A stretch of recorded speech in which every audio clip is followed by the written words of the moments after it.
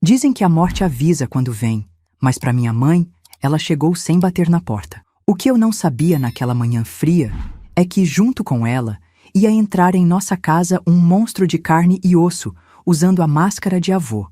Quando ele sorriu pela primeira vez para minha irmãzinha, eu vi nos olhos dele aquilo que nenhuma menina deveria reconhecer. Mas hoje estou aqui para contar como sobrevivi e como fiz justiça com minhas próprias mãos. Me chamo Teresa Aparecida Rodrigues. Tenho 85 anos nas costas.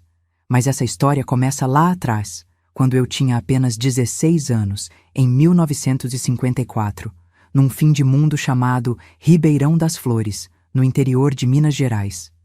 Um lugarejo tão pequeno que nem no mapa aparecia direito, encravado entre morros altos que escondiam do resto do mundo os nossos segredos mais sombrios. Por essas bandas, todo mundo me conhece como Dona Teca do Bordado, porque por mais de 5 décadas meus dedos transformaram linhas e agulhas em flores, pássaros e sonhos nas toalhas, lençóis e vestidos das famílias daqui. Essas mãos, agora enrugadas como casca de jabuticaba madura, já foram firmes e decididas, tanto para bordar quanto para fazer o que precisava ser feito quando chegou a hora. Nasci numa família simples, mas honrada. Minha mãe, Josefa, trabalhava de doméstica nas casas dos fazendeiros e, às vezes, lavava roupa no rio para complementar nossa renda. Mulher franzina no corpo, mas gigante na coragem. Já meu pai, bem, dele só conheço as histórias que minha mãe contava nas noites de lamparina acesa. Benedito era o nome dele. Partiu antes mesmo de me ver nascer, dizendo que ia buscar trabalho nas plantações de café de São Paulo e nunca mais voltou.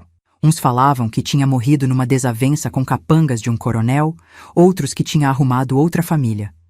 A verdade, morreu com minha mãe. Éramos 3 mulheres em casa. Minha mãe, eu e minha irmãzinha, Maria do Carmo, que todo mundo chamava de Carminha, 7 anos mais nova que eu. Morávamos num casebre de pau a pique, telhado de sapê que precisava ser reforçado a cada chuva forte, chão de terra batida que eu varria 3 vezes ao dia para ficar limpo e não levantar poeira. Tínhamos pouco, mas o pouco que tínhamos era arrumado, porque minha mãe dizia sempre: pobreza não é desculpa para relaxo. Antes de continuar a história, queria pedir um momentinho para vocês. Se estão gostando do relato dessa velha aqui, por favor, deixem o like e se inscrevam no canal da minha neta que está me ajudando a gravar isso. Cada inscrição é como um abraço que recebo, e isso me dá força para continuar compartilhando. E me contem nos comentários de qual cidade estão me assistindo. Esse tal de internet é uma coisa mágica que me permite entrar nas casas de vocês de todo o Brasil. E isso aquece meu coração, velho. Nossa rotina era simples, mas cansativa. Acordávamos quando o céu ainda estava escuro, com as primeiras galinhas cacarejando no terreiro. Minha mãe preparava um café preto e cuscuz de milho quando tinha, ou apenas um mingau ralo de fubá nos dias mais apertados. Depois ela saía para trabalhar nas casas dos outros, e eu ficava cuidando da nossa casinha, da pequena Carminha, da horta que mantínhamos nos fundos, e ainda dava uns pontos nas costuras que trazia para fazer em casa. À noite, quando minha mãe voltava, exausta, com os pés inchados e as mãos vermelhas de esfregar roupa e chão, ainda encontrava forças para contar histórias antes de dormirmos. Estuda, Teresa, ela me dizia sempre. Só o estudo vai te tirar dessa vida. E eu estudava o que podia na escolinha rural, que ficava a mais de hora de caminhada da nossa casa.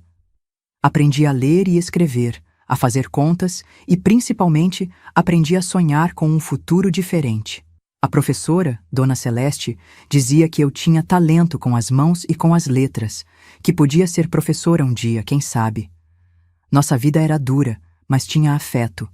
Minha mãe, apesar do cansaço estampado no rosto, sempre tinha um abraço apertado, um cafuné demorado, uma palavra de carinho. Ela costurava nossas roupas com retalhos que ganhava das patroas, fazendo verdadeiros milagres com tecidos que ninguém mais queria. Nos ensinava valores, respeito e, principalmente, nos ensinava a ser fortes. Mulher em mundo de homem tem que ser como bambu, dizia ela. Dobra, dobra, mas não quebra. Não estávamos preparadas para aquela tarde de outubro. O calor já começava a apertar, anunciando que o verão chegaria forte naquele ano. Minha mãe tinha saído cedo para a casa do Coronel Justino, para ajudar nos preparativos de uma festa que ia ter no fim de semana. Eu estava em casa, ensinando Carminha a bordar flores num pedaço de pano velho, quando vi o filho do coronel chegando a cavalo, com uma expressão que gelou meu sangue. "É sua mãe, Teresa", ele disse sem desmontar. "Teve um acidente. Vem rápido." Peguei Carminha pela mão e corremos descalças mesmo, sentindo as pedras do caminho machucando os pés, mas nem notando a dor. Quando chegamos na fazenda, havia um pequeno ajuntamento no galpão onde ficava o fogão a lenha. Empurrei as pessoas e vi minha mãe estirada no chão de terra, um filete de sangue escorrendo do canto da boca, o rosto com uma cor estranha que eu nunca tinha visto antes. A esposa do coronel, Dona Eulália, estava ajoelhada ao lado dela, chorando e se benzendo. "Foi tão rápido, minha filha", ela me disse segurando minha mão. Sua mãe estava ali, assando um pernil no forno quando de repente soltou um gemido, levou a mão ao peito e caiu. Nem tivemos tempo de chamar o médico. O médico da cidade, Dr. Arlindo, chegou quase 1 hora depois, quando já não havia nada a fazer além de confirmar o que todos já sabíamos. "Coração", ele disse, fechando sua maleta preta. Parou de repente. Não sofreu. Como se isso fosse consolo suficiente para 2 meninas que acabavam de ficar órfãs num mundo que não perdoa fraqueza nem solidão. Os dias seguintes passaram como um pesadelo nebuloso. A família do coronel, num raro gesto de bondade para com gente como nós, pagou pelo caixão simples e pelo enterro. Vi minha mãe descer à terra no pequeno cemitério da cidade, sob um céu estranhamente azul e bonito demais para um dia tão triste. Carminha não parava de chorar, agarrada na minha saia, sem entender direito por que a mãe tinha ido embora sem se despedir. Voltamos para casa naquela noite, 2 meninas sozinhas num mundo hostil. Deitei com Carminha na cama que antes era só minha, nenhuma de nós querendo dormir na cama vazia que pertencera à nossa mãe. Fiquei acordada a noite toda, ouvindo os soluços da minha irmã enquanto ela dormia, pensando no que seria de nós. Não tínhamos parentes próximos, não tínhamos dinheiro, e a casa onde morávamos era cedida por um dos fazendeiros para quem minha mãe trabalhava. A resposta veio 3 dias depois do enterro, na forma de um homem que eu só conhecia por histórias, algumas boas, muitas ruins. Meu avô materno, seu Jeremias, apareceu na nossa porta numa manhã de domingo, montado num cavalo magro, trazendo apenas um alforje com seus pertences. Era um homem de estatura média, mas com presença que parecia preencher o cômodo todo. Cabelos grisalhos, barba por fazer, olhos pequenos e fundos que pareciam avaliar tudo ao redor. Mãos grandes e calejadas, de quem passou a vida lidando com a terra. "Vim buscar vocês", ele disse sem cerimônia, entrando na casa sem pedir licença. "Sou o pai da Josefa. Vocês vêm morar comigo agora." O que eu sabia sobre ele era pouco e nada bom.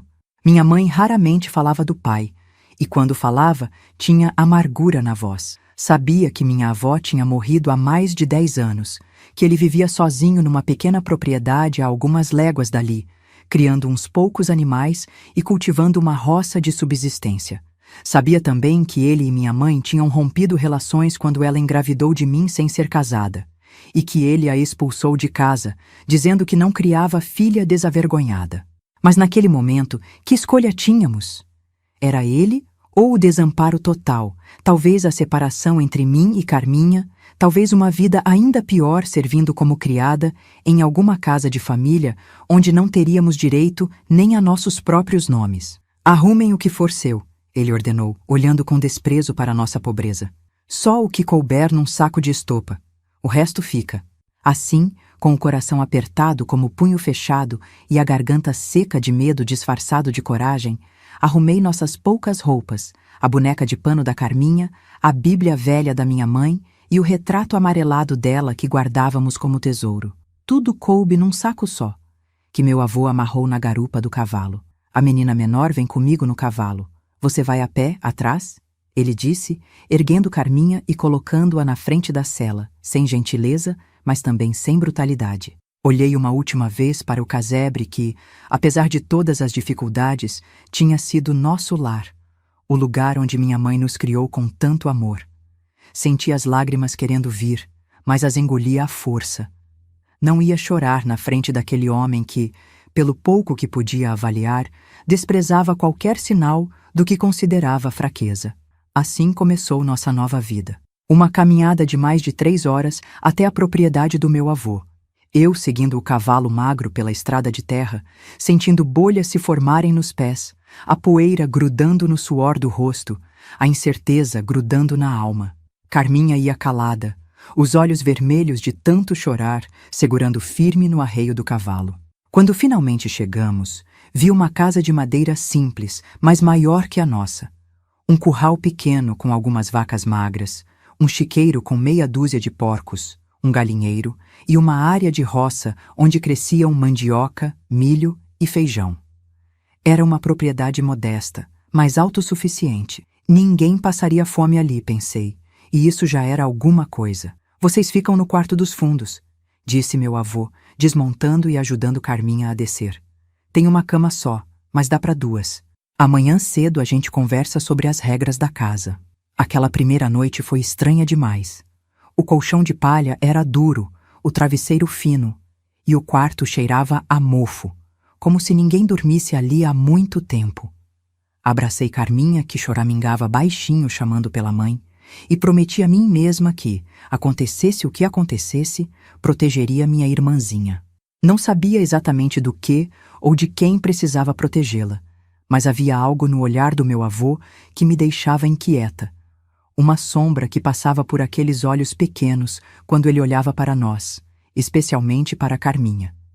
Não imaginava naquela noite quão certeiro era meu pressentimento, nem o que enfrentaríamos nos meses seguintes. Também não imaginava que aquele teto que nos abrigava da chuva se transformaria numa prisão, nem que o homem que nos acolheu por obrigação de sangue revelaria o demônio que carregava dentro de si.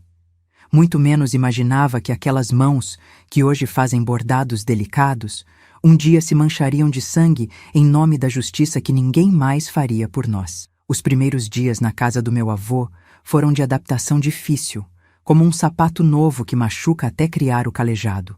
Logo ficou claro que seu Jeremias não nos trouxe por carinho ou obrigação familiar, mas por interesse próprio. Precisava de mãos para o trabalho da casa, que há anos fazia sozinho desde que minha avó morreu. E ali, naquela propriedade isolada, 2 meninas valiam mais que uma empregada. Não custavam nada além da comida que comiam.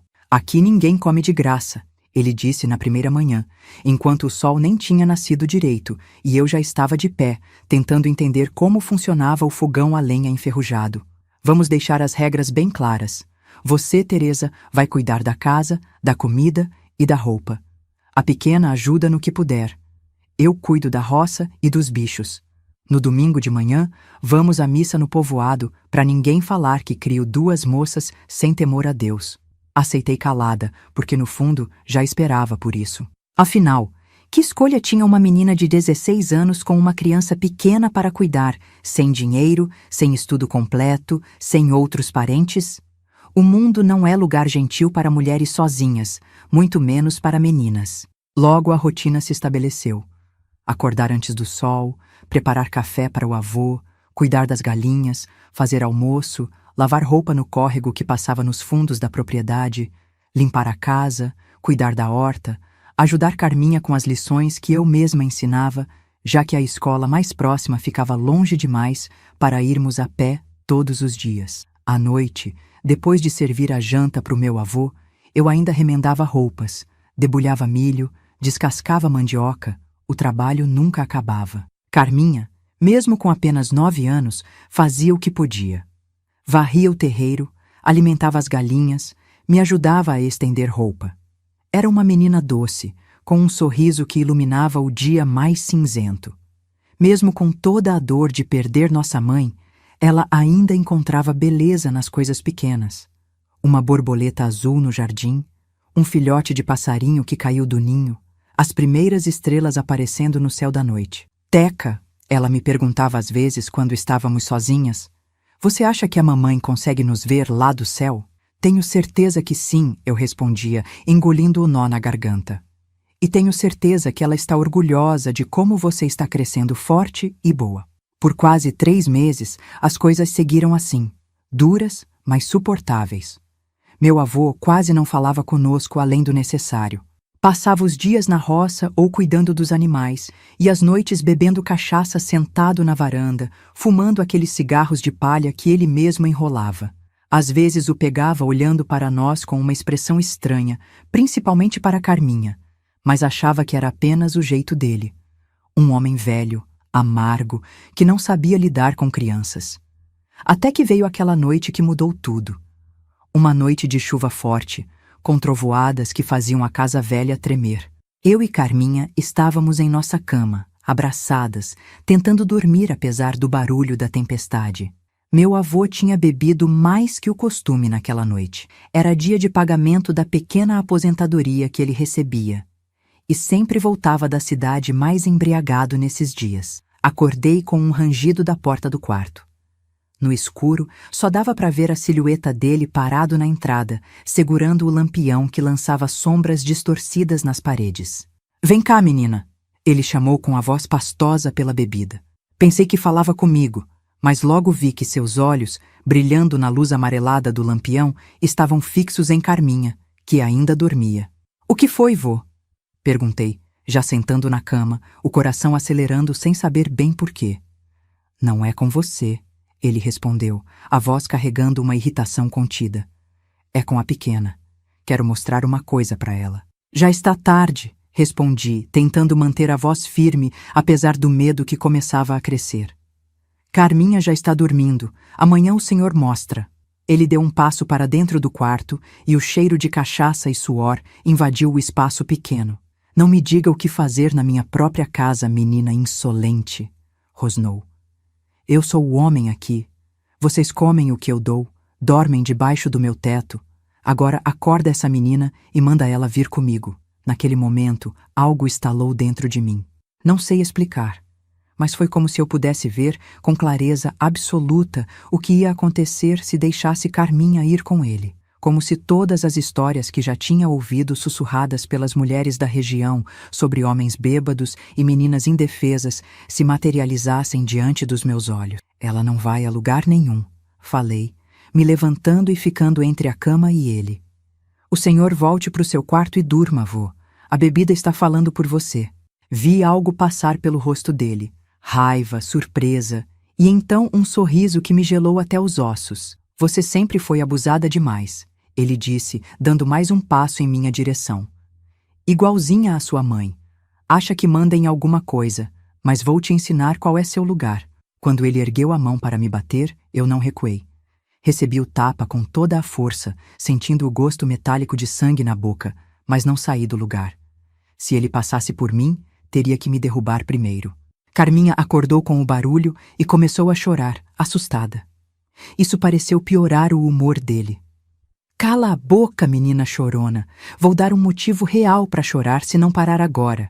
Foi quando eu o empurrei. Com toda a força que uma menina de 16 anos podia ter, empurrei aquele homem adulto, fazendo-o cambalear para trás, surpreso pelo ataque que não esperava. "Sai daqui!" gritei, pegando o lampião que ele tinha deixado numa mesinha e erguendo como se fosse uma arma. "Sai do nosso quarto agora, ou eu juro que toco fogo em você e nessa casa inteira." Deve ter visto algo nos meus olhos, alguma determinação selvagem que nem eu sabia que tinha, porque recuou até a porta, me encarando com ódio. "Isso não fica assim", ele ameaçou, apontando o dedo para mim. "Amanhã conversamos, quando eu estiver sóbrio e você menos maluca." Depois que ele saiu, tranquei a porta com a trava improvisada que tínhamos. Um pedaço de madeira que encaixava entre a porta e o batente. Não era muito, mas daria algum aviso se ele tentasse entrar novamente. Voltei para a cama, abraçando Carminha, que tremia de medo. "O que o vovô queria, Teca?" ela perguntou entre soluços. "Nada importante", menti, acariciando seus cabelos. Ele bebeu demais e estava confuso. "Vai dormir, pequena. Estou aqui. Nada de ruim vai acontecer com você."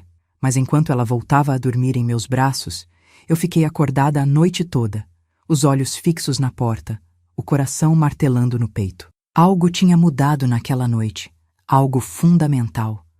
Uma linha tinha sido cruzada e não havia como voltar atrás. Na manhã seguinte, Meu avô agiu como se nada tivesse acontecido. Tomou o café que preparei em silêncio, foi para a roça como sempre fazia. Mas havia uma tensão no ar, densa como a névoa que cobria os campos nas manhãs de inverno. Eu sabia que aquilo tinha sido apenas o começo. Passei o dia inteiro em alerta, mantendo Carminha sempre por perto, nunca a deixando sozinha nem por um momento. À noite, quando ouvi os passos dele se aproximando do nosso quarto, empurrei a cômoda pesada contra a porta, fazendo barulho suficiente para que ele soubesse que estávamos acordadas e preparadas. Os passos pararam, hesitaram e depois se afastaram. Por aquela noite, estávamos seguras. Mas eu sabia que não podíamos continuar assim para sempre. Cedo ou tarde, ele encontraria um jeito.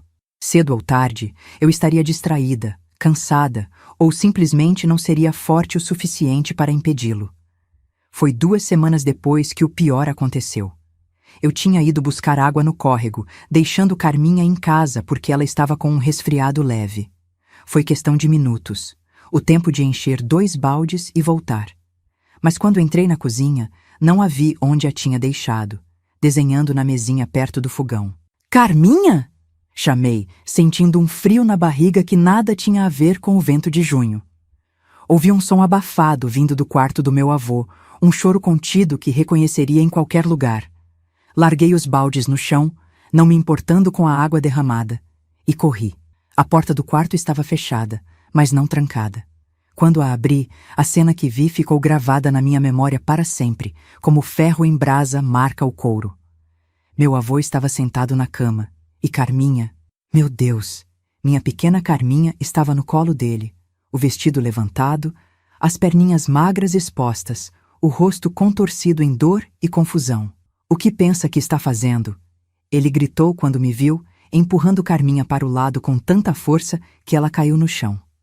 Não respondi. Não conseguia falar. Algo primitivo tomou conta de mim. Não era mais Teresa, a menina obediente que aceitava seu destino. Era uma força da natureza, pura raiva, puro instinto de proteção. Avancei contra ele sem pensar, as unhas apontadas para seu rosto, gritando palavras que nem me lembro quais eram. Ele me pegou pelos pulsos, me jogando contra a parede com uma força que tirou o ar dos meus pulmões. "Sua mãe era igualzinha", ele disse, se levantando e vindo em minha direção, os olhos injetados de um ódio antigo. Sempre se achando melhor que todo mundo. Por isso foi expulsa daqui. Por isso morreu sozinha, sem ninguém. E você vai pelo mesmo caminho se não aprender seu lugar. Quando ele ergueu a mão para me bater de novo, vi Carminha se levantar atrás dele, agarrar um castiçal pesado de metal que estava sobre a cômoda e acertar com toda a força na parte de trás do joelho dele. Não foi o suficiente para derrubá-lo, mas o fez urrar de dor e se virar.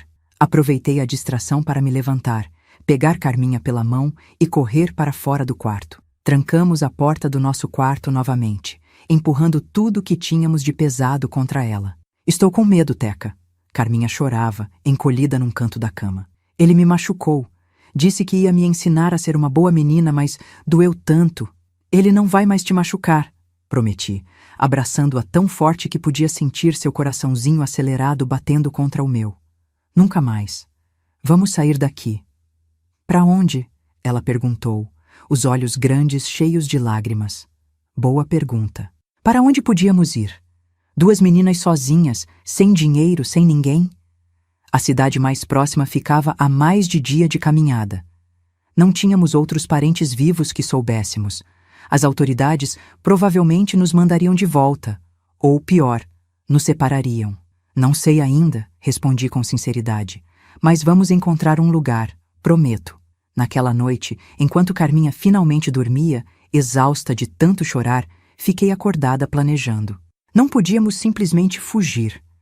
Não sobreviveríamos nem uma semana. Precisávamos de dinheiro, de um plano, de um destino. E precisávamos de segurança imediata. Foi então que comecei a entender que não havia saída fácil. Que às vezes a única justiça possível é aquela que fazemos com nossas próprias mãos. A justiça que ninguém mais faria por nós, porque ninguém se importava com 2 meninas pobres no fim do mundo. Enquanto ouvia os roncos do meu avô através da parede fina, comecei a formular um plano. Um plano que mudaria nossas vidas para sempre, que mancharia minhas mãos com sangue, mas que nos daria a liberdade e a segurança que Carminha merecia, que nós duas merecíamos. Olhei para minhas mãos à luz fraca da lua que entrava pela janela. Mãos de menina ainda, com calos recentes do trabalho duro, mãos que sabiam fazer pão, bordar flores, trançar cabelos, embalar uma criança para dormir.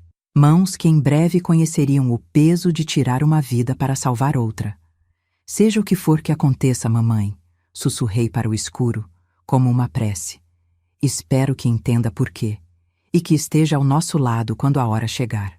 Nos dias que se seguiram àquela tarde horrível, Carminha mudou. O brilho nos olhos dela, aquela alegria natural que nem a morte da nossa mãe tinha conseguido apagar completamente, agora estava coberto por uma sombra. Ela quase não falava, não sorria. Dormia mal, acordando no meio da noite gritando, o corpo pequeno tremendo de pavor com pesadelos que não precisava me contar para eu saber do que se tratavam. E eu fervia por dentro. Uma raiva que nunca tinha sentido antes crescia em mim como erva daninha depois da chuva.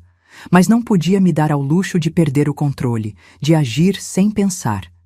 Carminha precisava de mim inteira, forte, lúcida. Precisava de uma irmã mais velha que fosse também mãe, pai, protetora, curandeira da alma. Nos primeiros dias, mantive Carminha sempre ao meu lado. Não a deixava sozinha nem por um minuto. Dormíamos trancadas no quarto, a cômoda pesada empurrada contra a porta. Durante o dia, fazíamos as tarefas juntas. Ela me acompanhava para buscar água, para lavar roupa no córrego, para alimentar as galinhas. Mesmo quando precisava fazer a comida, eu a mantinha sentada perto do fogão, contando histórias para distraí-la, cantando as cantigas que nossa mãe cantava. Meu avô, depois daquele episódio, recuou um pouco. Talvez tivesse se assustado com minha reação. Talvez estivesse apenas esperando uma oportunidade melhor. Ele continuava nos olhando com aqueles olhos pequenos e frios, mas mantinha distância. Às vezes o surpreendia observando Carminha com um olhar que me revirava o estômago, mas ele desviava quando notava que eu tinha percebido. O que mais me doía era ver os esforços desajeitados da minha irmã para parecer bem, para não me preocupar. Ela tentava sorrir quando achava que eu estava olhando. Fazia desenhos coloridos como antes, mas aquilo não alcançava seus olhos. Era como se uma parte dela tivesse sido enterrada naquele quarto, junto com a inocência que toda criança merece conservar. Teca, ela me perguntou uma noite, quando estávamos deitadas no escuro. Por que o vovô fez aquilo comigo? Eu fiz alguma coisa errada? Meu coração se partiu em 1000 pedaços com aquela pergunta. Como explicar para uma criança de 9 anos que existem monstros no mundo e que às vezes esses monstros são da nossa própria família? Como fazer ela entender que a culpa nunca foi dela, que nada do que ela pudesse ter feito justificaria ou provocaria aquela violência? Não, meu amor, respondi, segurando suas mãozinhas nas minhas. Você não fez nada de errado. Nunca. O vovô é que está doente da cabeça e do coração. Algumas pessoas são assim. Fazem coisas ruins mesmo sabendo que não deveriam. Mas isso não tem nada a ver com você. Você é perfeita exatamente do jeito que é. Então por que dói tanto aqui dentro? Ela perguntou, apontando para o peito. Parece que tem um buraco. Não tinha respostas fáceis. Não podia prometer que a dor passaria logo, porque sabia que feridas como aquela deixam cicatrizes que duram a vida toda. O que podia fazer era estar ali, segurar sua mão na escuridão, protegê-la de mais dor e talvez, com muito cuidado e amor, ajudá-la a reconstruir um pouquinho da confiança perdida. A dor vai passar aos poucos. Falei com toda a sinceridade que consegui reunir. Não vai sumir completamente, mas vai ficar menor. E enquanto isso, estamos juntas. Eu não vou deixar nada de ruim acontecer com você de novo. Prometo pela memória da nossa mãe. Comecei a pensar em maneiras de ajudá-la a recuperar alguma alegria, algum sentido de segurança. Lembrei dos ensinamentos da minha mãe, das ervas que ela conhecia, das histórias que contava sobre cura, não só do corpo, mas da alma também. Passei a acordar mais cedo que o normal, antes do nascer do sol, para colher ervas no mato atrás da casa. manjericão para acalmar, melissa para ajudar a dormir, camomila para os nervos. Fazia chás e dava para Carminha, contando histórias sobre como nossa mãe dizia que essas plantas tinham o poder de expulsar as sombras da alma.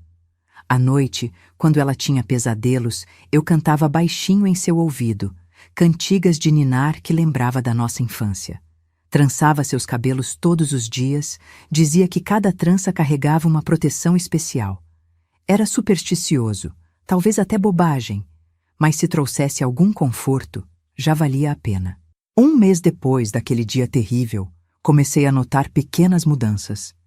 Carminha voltou a cantar enquanto lavava as mãos no tanque. Encontrei ela dando nomes às galinhas do quintal, conversando com elas como fazia antes. Uma tarde, ouvi sua risada.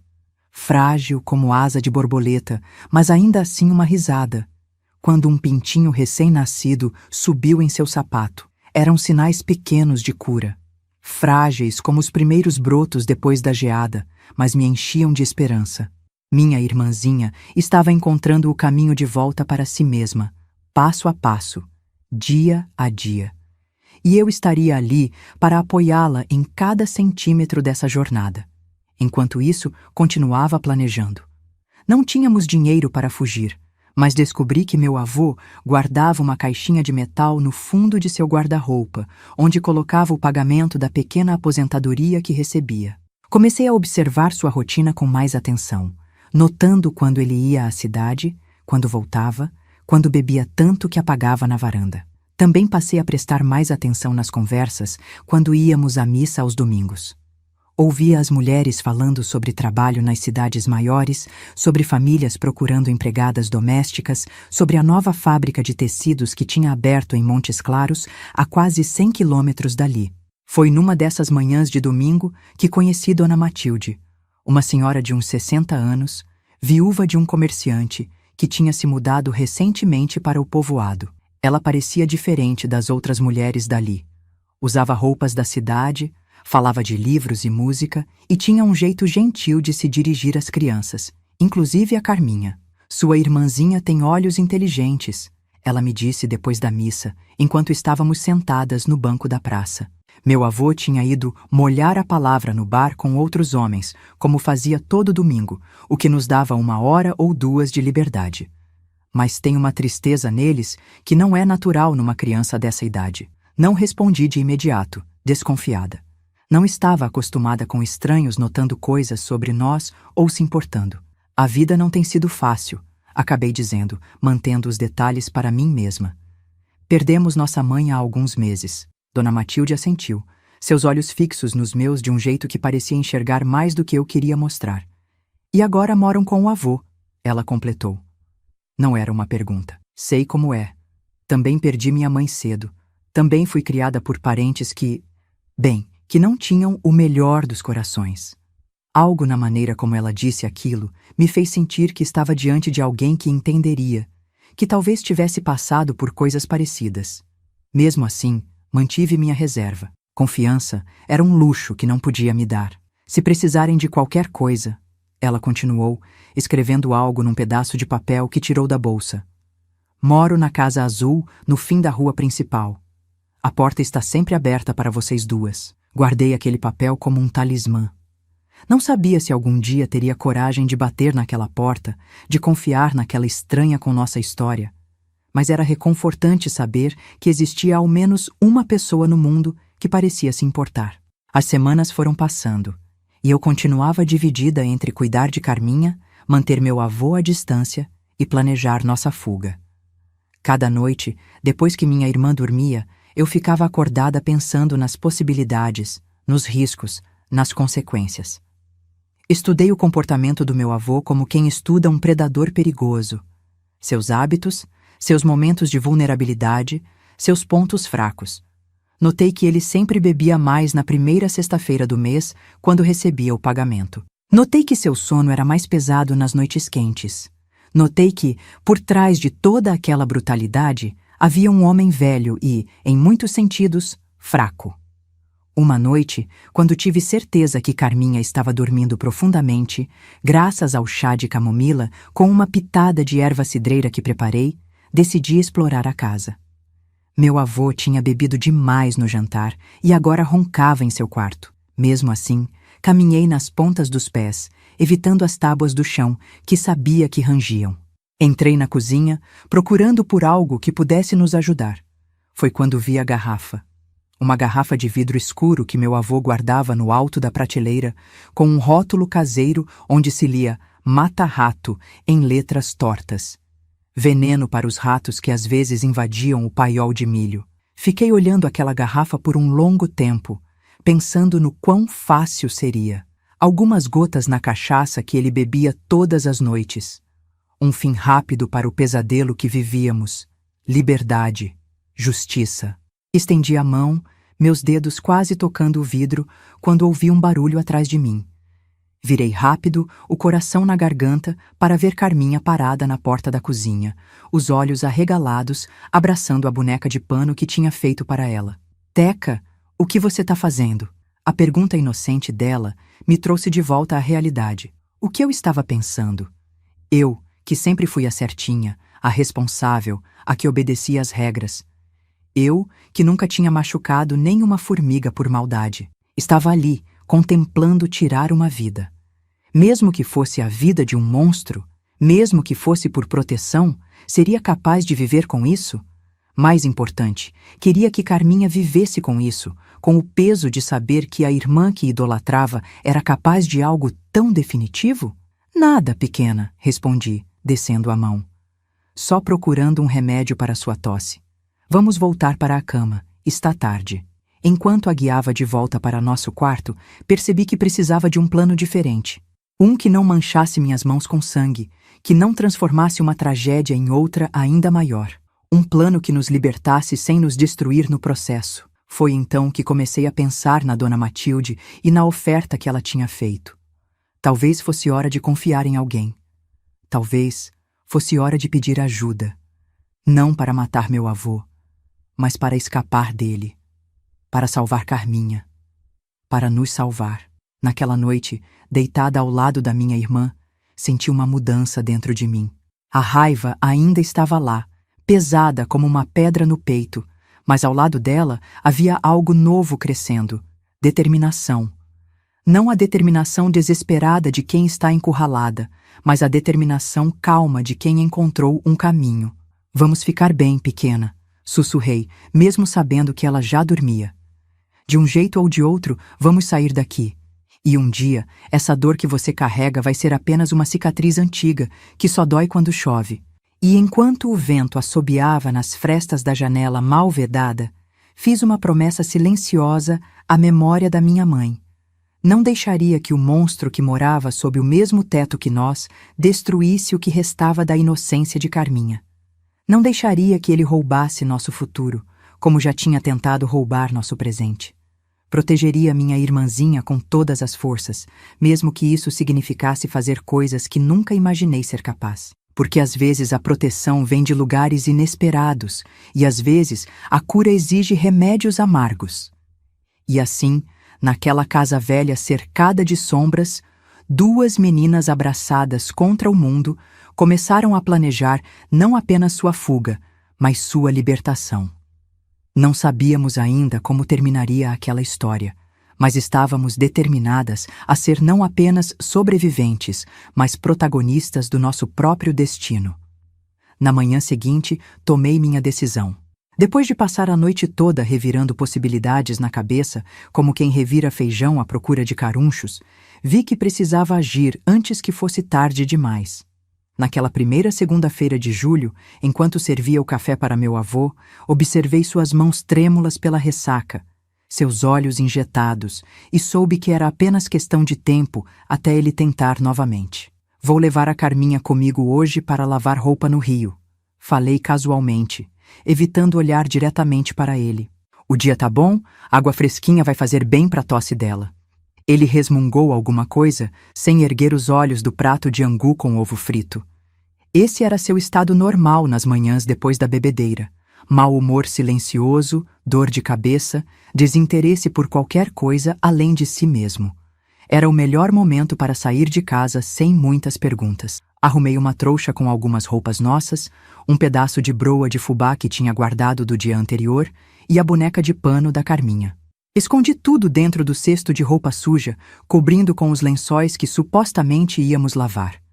Se meu avô nos visse saindo com uma trouxa, desconfiaria na hora.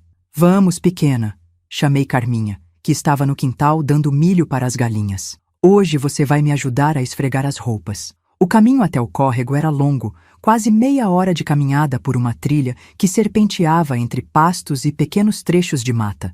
Era o mesmo caminho que percorríamos 2 vezes por semana para lavar a roupa, então não levantaria suspeitas.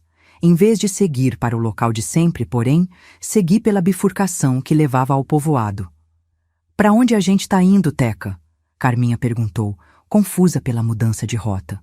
Vamos fazer uma visita antes de lavar a roupa, respondi, apertando sua mãozinha na minha.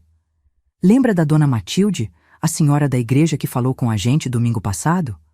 Vamos até a casa dela. Carminha assentiu, sem mais perguntas. Ela confiava em mim completamente, e isso aumentava ainda mais minha responsabilidade. Não podia dar um passo em falso, não podia arriscar o pouco de segurança que tínhamos, por mais ilusória que fosse. O povoado estava quieto àquela hora da manhã. Algumas mulheres varriam as calçadas em frente às casas, um cachorro magro dormia no meio da rua de terra. O padeiro arrumava pães frescos na vitrine da pequena venda, que servia de tudo um pouco. Ninguém prestou muita atenção em nós. 2 meninas com um cesto de roupa eram vista comum por ali.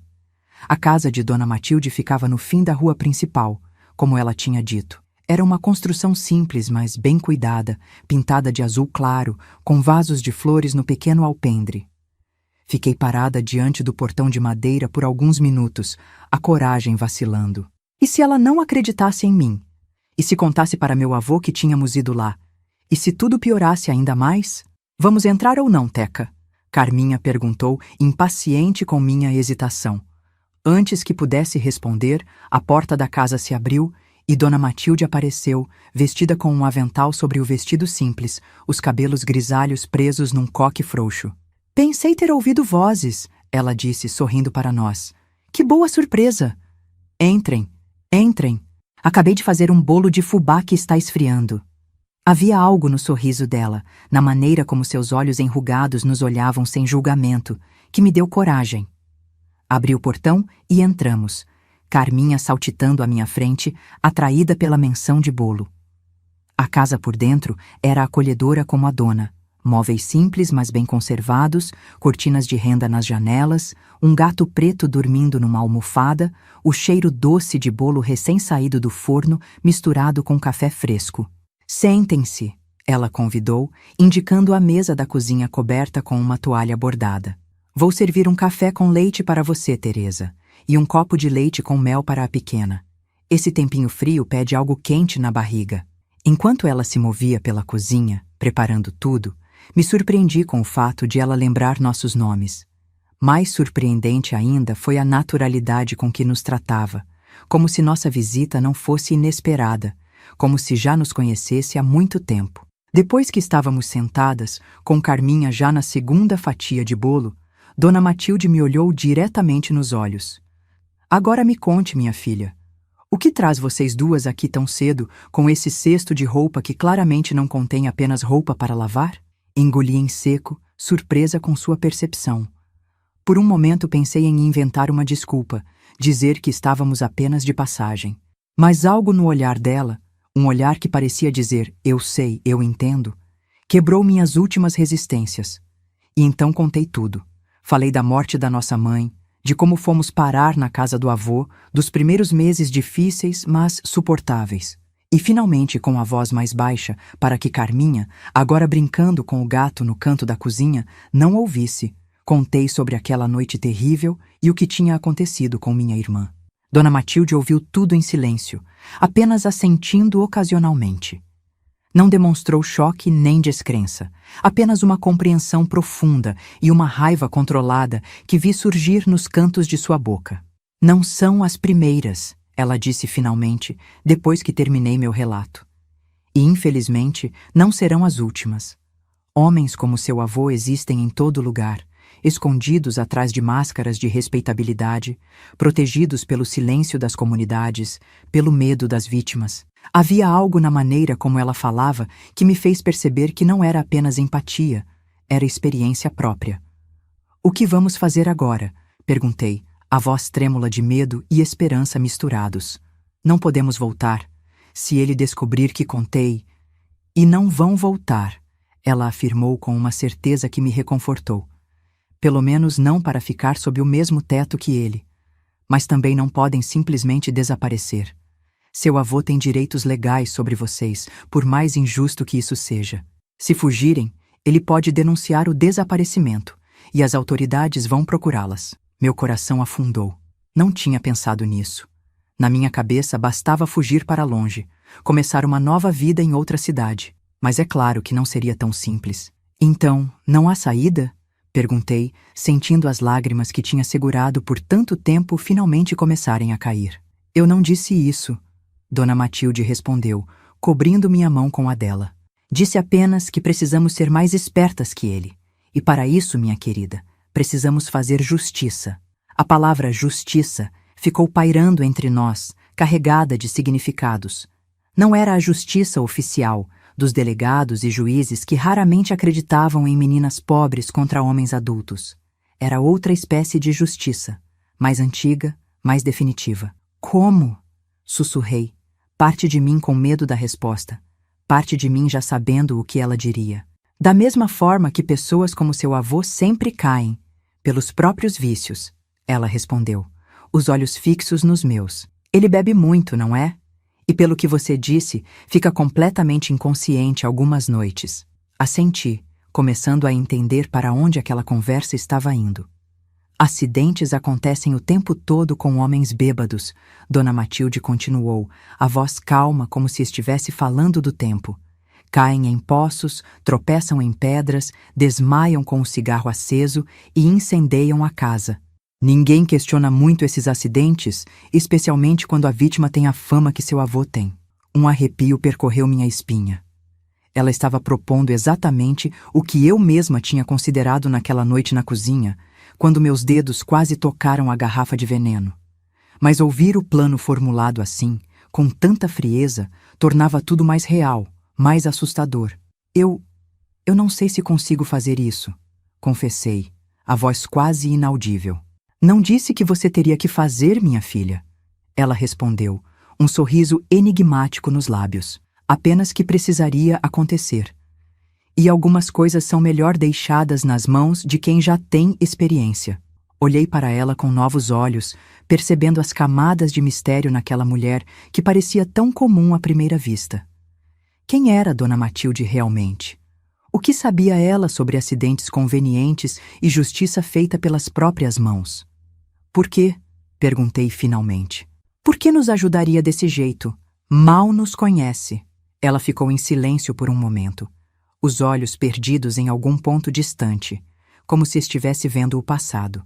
"Porque ninguém me ajudou quando eu estava no lugar da sua irmãzinha", respondeu finalmente, a voz carregada de uma dor antiga. "Porque prometi a mim mesma, há muitos anos, que se um dia pudesse impedir que outra menina passasse pelo que passei, faria o que fosse necessário." "E porque no mundo em que vivemos, minha querida, às vezes a única justiça possível é aquela que fazemos com nossas próprias mãos." Olhei para Carminha, que brincava inocentemente com o gato, alheia à conversa sombria que acontecia a poucos metros dela. Pensei em tudo que ela já tinha sofrido, na dor que vi em seus olhos naquela tarde terrível, nos pesadelos que a acordavam gritando. Pensei também na minha mãe, em como ela tinha nos protegido enquanto pôde, em como ela esperaria que eu continuasse protegendo Carminha, agora que ela não estava mais aqui. "O que precisamos fazer?" perguntei finalmente, a decisão tomada. Dona Matilde sorriu, não um sorriso de alegria, mas de determinação compartilhada. "Primeiro, vocês ficam aqui hoje. Vou mandar um recado para seu avô, dizendo que as encontrei passando mal no caminho do córrego e as trouxe para minha casa. Isso nos dá tempo. Amanhã, você vai voltar para da casa dele como se nada tivesse acontecido, como se fosse apenas mais um dia normal. E Carminha, fica comigo, Diremos que ainda está fraca, com febre. Seu avô não vai se importar muito. Pelo que você disse, ele prefere quando vocês não estão por perto durante o dia. Ela se levantou, foi até um armário velho no canto da cozinha e voltou com um pequeno frasco de vidro escuro. Isso aqui, explicou, é um extrato de ervas que conheço bem. Inofensivo em pequenas doses, acalma os nervos, ajuda a dormir. Em doses maiores, causa um sono profundo, quase comatoso. E misturado com álcool. Deixou a frase no ar, mas entendi perfeitamente a implicação. Quando ele estiver completamente inconsciente, o resto acontece. Um acidente lamentável, uma vela derrubada perto das cortinas velhas, uma queda no poço do quintal, um tropeço fatal na escada da adega. Ainda não decidi qual será mais convincente, mas tenho até amanhã à noite para planejar. E depois? Perguntei, a boca seca pela tensão. Depois, minha querida, vocês vão morar comigo, como minhas sobrinhas que vieram da capital. Ninguém vai questionar muito. Sou viúva, tenho uma pequena pensão do meu falecido marido, e essa casa é grande demais para uma velha sozinha. Com o tempo, a história do seu avô vai virar apenas mais um caso triste de velho bêbado que morreu por descuido, e vocês duas terão a chance de crescer em paz, de curar as feridas, de ter a infância que merecem. Parecia simples demais, perfeito demais. Mas naquele momento, agarrei-me a esse plano como um náufrago se agarra a um pedaço de madeira em alto mar. Era nossa única chance, nossa única esperança de escapar do pesadelo em que vivíamos. E se algo der errado? Perguntei, dando voz ao medo que não conseguia afastar completamente. Dona Matilde segurou minhas mãos nas suas, seu aperto surpreendentemente forte para uma mulher de sua idade. Nada vai dar errado, ela afirmou com uma confiança absoluta. Porque quando protegemos aqueles que amamos, o universo conspira a nosso favor. E porque, minha querida Teresa, não é a primeira vez que faço justiça desse jeito. Aquela declaração deveria ter me assustado, mas estranhamente me tranquilizou. Havia uma força naquela mulher, uma determinação feroz que me lembrava minha própria mãe. E pela primeira vez em meses, senti que não estávamos mais sozinhas no mundo, que talvez, apenas talvez, existisse uma saída para o nosso inferno particular. Naquela noite, Carminha dormiu tranquila, numa cama macia com lençóis limpos, o gato preto enrolado aos seus pés como um guardião silencioso. E eu, pela primeira vez desde a morte da minha mãe, permiti-me chorar verdadeiramente. Não lágrimas de desespero ou medo, mas lágrimas de alívio, de esperança, e sim de uma antecipação sombria pelo que viria na noite seguinte. Porque se há algo que aprendi cedo demais nessa vida, é que às vezes precisamos nos tornar o monstro para derrotar o monstro. E que nesse mundo injusto, algumas pessoas só entendem a linguagem da violência que elas mesmas ensinaram. Na manhã seguinte, acordei antes do sol, o coração martelando no peito como tambor em dia de festa. Dona Matilde já estava na cozinha, preparando um mingau de aveia com canela que encheu a casa com seu aroma reconfortante. Carminha ainda dormia, enrolada como um bichinho entre os lençóis limpos, o rosto finalmente em paz, sem as rugas de preocupação que tinham se tornado tão comuns nos últimos tempos. "Está pronta?" Dona Matilde perguntou, me entregando uma xícara de café preto e forte. "Não", respondi com honestidade. "Mas vou fazer o que precisa ser feito mesmo assim." Ela sorriu daquele jeito enigmático dela, os olhos brilhando com uma sabedoria antiga. "É assim que a coragem verdadeira funciona, minha filha. Não é a ausência de medo, mas a decisão de seguir em frente apesar dele." Comi em silêncio, tentando controlar o tremor nas mãos. O pequeno frasco que Dona Matilde tinha me mostrado na noite anterior agora descansava no bolso do meu vestido, pesando como uma pedra, lembrando-me constantemente do que estava prestes a fazer. Antes de partir, fui até o quarto onde Carminha dormia. Beijei sua testa suavemente, aspirando o cheiro de seus cabelos, gravando na memória a imagem dela em paz, protegida. "Vou voltar logo, pequena", sussurrei, mesmo sabendo que ela não podia me ouvir. "E quando voltar, vamos começar uma vida nova. Prometo." O caminho de volta para a casa do meu avô nunca pareceu tão longo. Cada passo era como caminhar contra um vento forte, cada metro conquistado com o esforço da alma mais que do corpo. Levava comigo apenas o cesto de roupas, agora com algumas peças lavadas que Dona Matilde tinha providenciado para manter a aparência de normalidade. Quando cheguei, meu avô estava sentado na varanda, fumando seu cigarro de palha, os olhos semicerrados contra o sol da manhã. Não parecia particularmente preocupado com nossa ausência durante a noite. O recado que Dona Matilde mandara através do filho do padeiro, explicando que estávamos em sua casa porque Carminha tinha passado mal, tinha sido suficiente para acalmar qualquer suspeita. "Cadê a pequena?" Ele perguntou quando me viu, a voz áspera pelo fumo e pela cachaça da noite anterior. "Ainda tá na casa da Dona Matilde", respondi, evitando olhar diretamente para ele. "A febre não baixou. Ela achou melhor deixar a Carminha lá mais um dia." Ele grunhiu em resposta, sem demonstrar nem preocupação nem alívio. Para ele, Carminha era apenas um estorvo, uma boca a mais para alimentar. Ou pior, um objeto para seus instintos mais baixos. O pensamento fez meu sangue ferver e precisei me concentrar para manter a expressão neutra. "Tem comida pronta?" Ele perguntou, jogando a ponta do cigarro no chão de terra. "Ainda não. Vou fazer agora mesmo." O dia se arrastou numa tensão que apenas eu sentia. Fiz as tarefas de sempre. Cozinhei, limpei, alimentei os animais, capinei um pedaço da horta. Meu avô foi para a roça como em qualquer outro dia, voltou para o almoço, depois saiu novamente para verificar uma cerca quebrada no pasto. Tudo tão normal, tão cotidiano, enquanto por dentro eu fervia de ansiedade e determinação. À tarde, preparei com especial cuidado o jantar que seria seu último. Matei uma galinha gorda, fiz um ensopado com mandioca e cheiro verde, assei um pão de milho no forno a lenha. Queria que fosse uma refeição especial, não por consideração a ele, mas porque precisava que comesse bem, que bebesse bastante, que ficasse satisfeito e sonolento. Quando ele voltou no fim da tarde, o cheiro da comida já impregnava toda a casa. Vi seus olhos brilharem de gula ao ver a mesa posta, a galinha dourada no centro, a garrafa de cachaça que eu tinha colocado estrategicamente ao alcance de sua mão. "Que ocasião é essa?" Ele perguntou, desconfiado. Não estava acostumado a tantos agrados. "Nenhuma especial", respondi de costas para ele, mexendo algo no fogão para que não visse meu rosto. "Só achei que o senhor merecia uma janta boa depois de trabalhar o dia todo consertando aquela cerca." A menção ao seu trabalho árduo aplacou qualquer suspeita. Homens como meu avô se derretem com reconhecimento, especialmente vindo de mulheres que consideram inferiores. Ele se sentou à mesa com um sorriso satisfeito, enchendo já o primeiro copo de cachaça. "Devia fazer isso mais vezes", comentou entre uma garfada e outra. "Comida boa assim." "Sim, senhor", concordei, servindo-o de novo, cuidando para manter seu copo sempre cheio.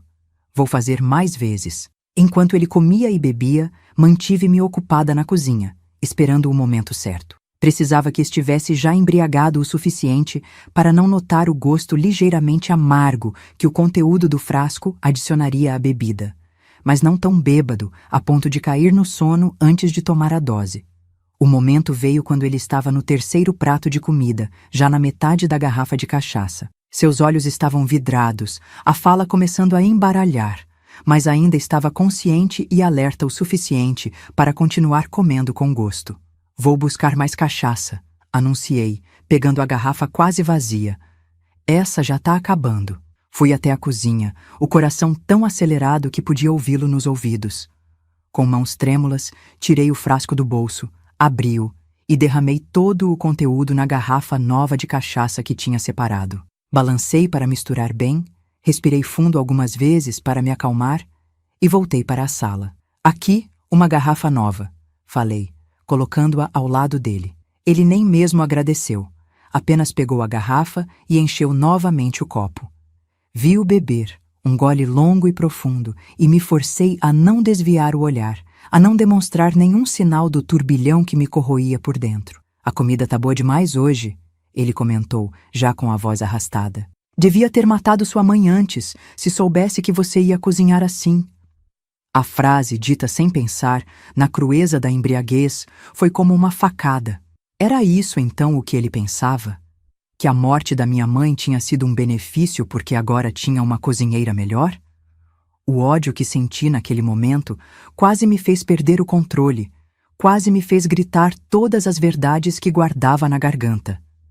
Mas me contive. Não era hora de explosões emocionais. Era hora de esperar, de observar, de garantir que o plano seguisse como planejado. Vou arrumar a cozinha, falei, me afastando da mesa. O senhor pode ficar à vontade. Ele já não parecia me ouvir direito. Os olhos estavam semicerrados, a cabeça começando a pender para frente. O efeito da mistura era mais rápido do que eu esperava. Ou talvez fosse apenas a combinação do cansaço do dia, da barriga cheia e da bebida forte.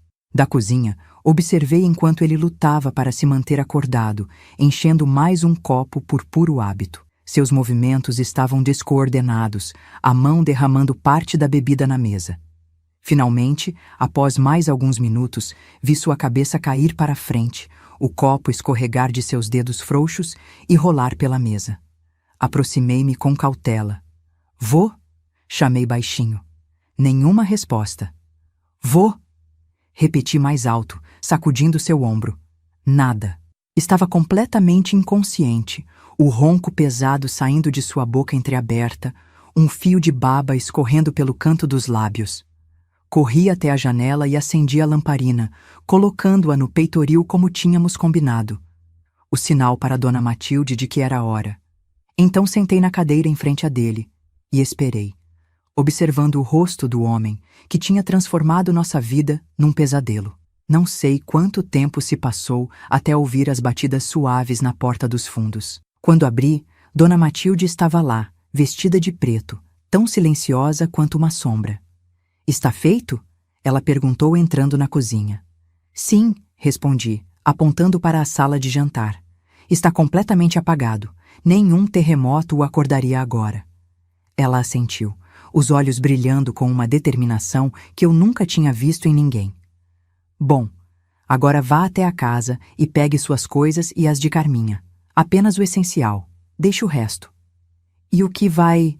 Comecei a perguntar, mas ela me interrompeu com um gesto. Quanto menos você souber, melhor.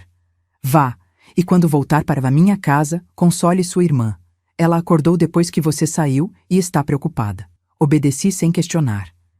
Algo na voz dela, na firmeza de suas ordens, não deixava espaço para dúvidas ou hesitações. Fui até nosso quarto e enchi uma trouxa com nossas poucas roupas, a boneca de Carminha que tinha ficado para trás, a Bíblia velha de nossa mãe, o retrato amarelado dela que guardávamos como tesouro. Quando voltei para a cozinha, Dona Matilde não estava mais lá. Ouvi ruídos vindos do quarto do meu avô, o som de gavetas sendo abertas, de coisas sendo mexidas. Minutos depois, ela reapareceu, guardando algo no bolso do vestido que não consegui identificar. Vamos, ela disse simplesmente. Saímos pela porta dos fundos, fechando-a silenciosamente atrás de nós. A noite estava clara, com uma lua quase cheia iluminando o caminho. Andamos em silêncio pela trilha que levava de volta ao povoado, eu carregando nossa pequena trouxa, ela com passos firmes à minha frente, como se conhecesse o caminho de cor, mesmo na penumbra. Estávamos quase chegando à estrada principal quando ouvimos, primeiro um estrondo distante, depois o clarão alaranjado rasgando a escuridão atrás de nós. Virei-me instintivamente e vi as chamas, altas, ferozes, incontroláveis, devorando a casa onde tínhamos vivido nos últimos meses. A casa onde meu avô, inconsciente pela bebida e pela droga, provavelmente ainda estava sentado à mesa. Não olhe para trás, Dona Matilde ordenou, segurando meu braço com força. O que está feito, está feito. Agora olhamos apenas para frente. O resto daquela noite é um borrão em minha memória. Lembro de chegar à casa de Dona Matilde, de encontrar Carminha acordada, sentada na sala abraçada ao gato preto, os olhos arregalados de preocupação. Lembro dela correndo para meus braços quando me viu, do cheiro doce de seus cabelos, do calor de seu corpinho magro contra o meu. Onde estava, Teca? Ela perguntou, a voz embargada pelo choro contido. Fiquei com medo que não ia voltar. Estou aqui agora, pequena, respondi, segurando seu rosto entre minhas mãos. E nunca mais vou sair do seu lado. Nunca mais. Tarde da noite, Quando Carminha já dormia profundamente, ouvi as batidas na porta da frente. Dona Matilde, que estava sentada comigo na cozinha, tomando um chá de ervas, levantou-se calmamente. Deve ser o delegado, ela disse alisando o avental. Fique aqui, deixe que eu falo com ele. Das sombras da cozinha, ouvi a conversa no corredor. O delegado, um homem de meia idade com voz grave e sotaque carregado, contando sobre o incêndio, sobre como a casa tinha queimado até o chão, sobre como tinham encontrado um corpo carbonizado nos escombros, presumivelmente o do meu avô. Uma tragédia, ouvi Dona Matilde dizer, a voz carregada de uma tristeza que eu sabia ser completamente falsa. Esse vício da bebida, quantas vidas já levou? Provavelmente adormeceu com o cigarro aceso. Provavelmente, concordou o delegado. E as meninas, as netas dele, sabe onde estão? Aqui comigo, ela respondeu prontamente. A pequena estava doente. Trouxe as duas para passar uns dias aqui enquanto se recuperava. Ainda bem que não estavam lá quando aconteceu. Ainda bem, repetiu o delegado.